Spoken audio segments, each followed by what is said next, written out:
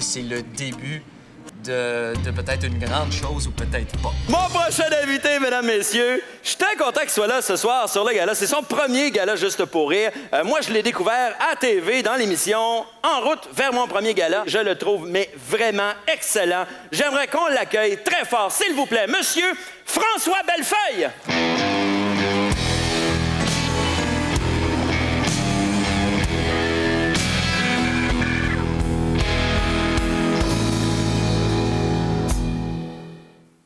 Ça va bien?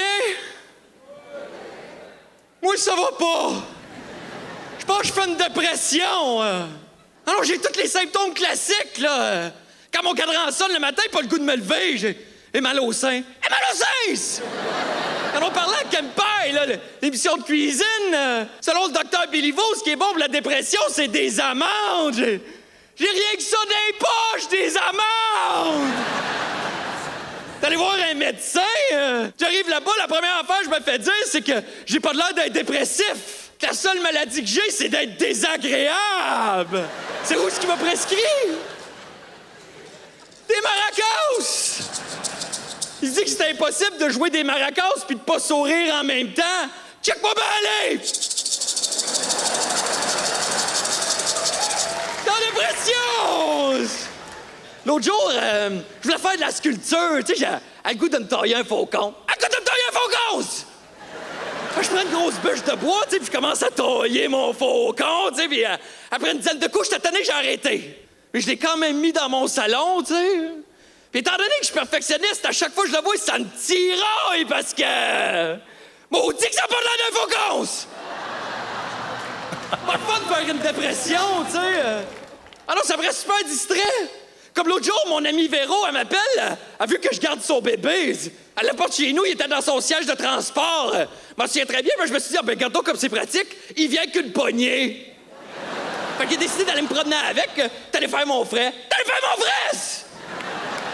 Là, je me souviens plus trop ce qui s'est passé, mais quand je suis revenu chez nous, ce que j'avais dans les mains, c'était une glacière. Ça fait qu'il arrive!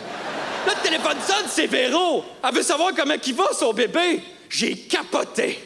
J'ai pas peur d'avoir perdu son bébé parce qu'on s'entend, il est perdu, là! J'ai checké, il est pas dans la glacière! En plus, peur d'avoir à y annoncer, là, tu peux comme pas jouer à l'hypocrite. Ouais, Véro, ton bébé, pas mal sûr, je te l'ai redonné! Fait que j'ai dit la vérité, j'ai malheureusement échangé ton bébé contre une glacière. Je suis désolé, je te dois un bébé. Te dois un bébé! Fait que pour me remonter le moral, j'ai décidé d'aller à l'animalerie. À le goût de m'acheter un faucon. À le goût de m'acheter un faucon! Parce que moi, avoir un faucon, je ferais faire plein d'affaires, là. Tu sais, l'hiver, quand il fait frais, je ferais partir mon char. Il y aurait un petit suit, son propre set de clés, ben un name tag. Claude Fauchon, chauffeur faucon. Je commence à regarder autour comme de fait, j'en voyais un beau faucon, là, tu sais. Il était haut de même, tout multicolore, tu sais, parce que c'était un adulte. Le gars dit, il vaut 500 piastres, il est spécial, il parle. J'espère bien qu'il parle, c'est un faucon! Mais 500 piastres, t'es malade? Chez Saint-Hubert, vend des demi-faucons rôtis pour 9 piastres. Mais il finit par l'avoir à un bon prix, je l'ai volé. Elle l'a volé, c'est... Hey, t'es bien beau, mais parle pas, dis rien. À un moment donné, me suis tanné, la regarder dans les yeux, j'ai dit « Hey, parle-moi! » Rien. 2 semaines plus tard, j'arrive dans la cuisine, j'entends « Parle-moi, parle-moi! » Si tu veux, toi, Chris!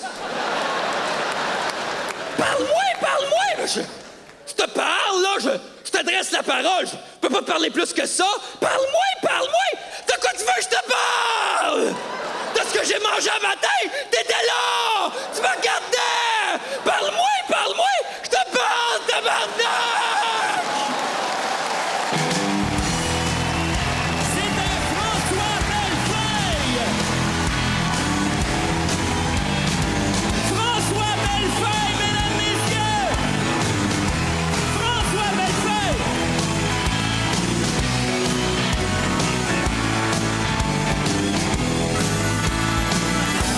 Comment t'as trouvé le public du Saint-Denis? J'ai trouvé extraordinaire. Sérieusement, je capote. Regarde, je rêve à ça depuis que je suis jeune. Je pense que j'avais une bonne raison.